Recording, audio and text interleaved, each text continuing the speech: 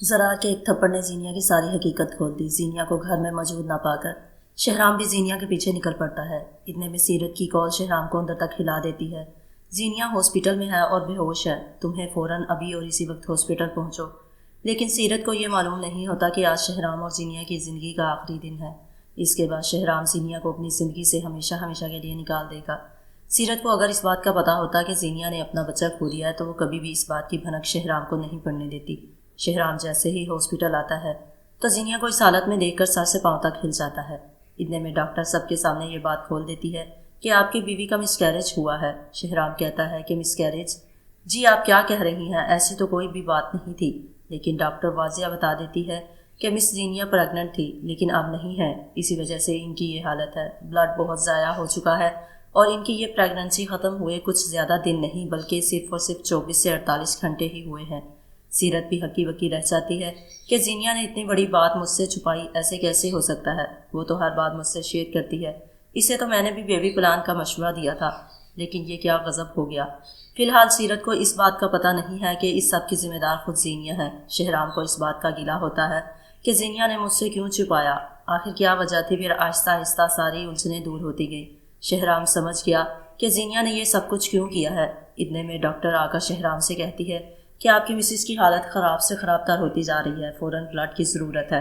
अगर ब्लड ना मिला तो इनकी जान भी जा सकती है। लेकिन शहराम को कुछ समझ नहीं आ रहा था कि वो क्या करे। सीरत ज़रार से कहती है कि ये सारा किया धरा तुम्हारा है, अगर मेरी बेटी को कुछ हुआ ना तो मैं तुम्हें कभी माफ़ नहीं करूँगी। ज़रार कहता है अम्मी आप परेशान ना हो, मुझे इस बात का इल्म नहीं था कि जीनिया की हालत इतनी ख़राब है।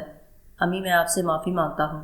ज़रार भी डर जाता है कि अगर जीनिया को कुछ हो गया तो मैं सारी ज़िंदगी पछताता रहूँगा।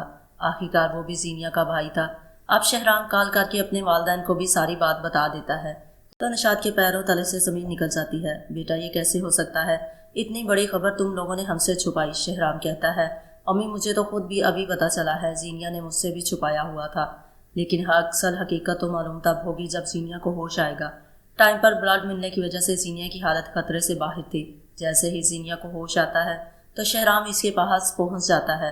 जीनिया इतनी बड़ी बात तुमने मुझसे कैसे छुपाई? जानती हो कि मेरी बेटी के साथ कुछ ना कुछ तो बुरा हुआ है। इतने में निशात बेगम, शानजे और शहराम का बाप भी वहां पर आ जाते हैं। इनको देखकर सीरत के तो तेवर ही बदल जाते हैं। आप यहाँ क्यों आए हैं? मेरी बेटी को इस हाल में पहुंचाने वाला कोई और नहीं बल्कि तुम्हारे घर वाले हैं। शहराम कहता है कि आंटी शायद आप भूल चुकी हैं कि जीनिया वो घर छोड़कर आ चुकी है। अब जीनिया अपनी हालत की जिम्मेदार खुद है। जब इसे मालूम था कि वो माँ बनने वाली है तो फिर इसे शो पर जाने की क्या ज़रूरत थी? मैंने इसे बार बार मना किया था, इसने मेरी कोई भी बात नहीं मानी। अपनी औलाद से बढ़कर कोई भी चीज़ अजीज़ नहीं होती। क्या इससे मेरी बात से इनकार करना चाहिए था? आप खुद बताएं। अब सीरत को तो किसी भी बात का जवाब नहीं आता और वो खामोश हो जाती है। ज़रा शहराम को चुप करवा देता है। निशात कहती है कि आपकी बेटी ने तो हमें अपने बेटे से भी मिलने की इजाज़त नहीं दी। आपने अपनी बेटी की यही तरबियत की है, काश वो हमारे साथ होती तो आज इसे ये दिन देखना नहीं पड़ता।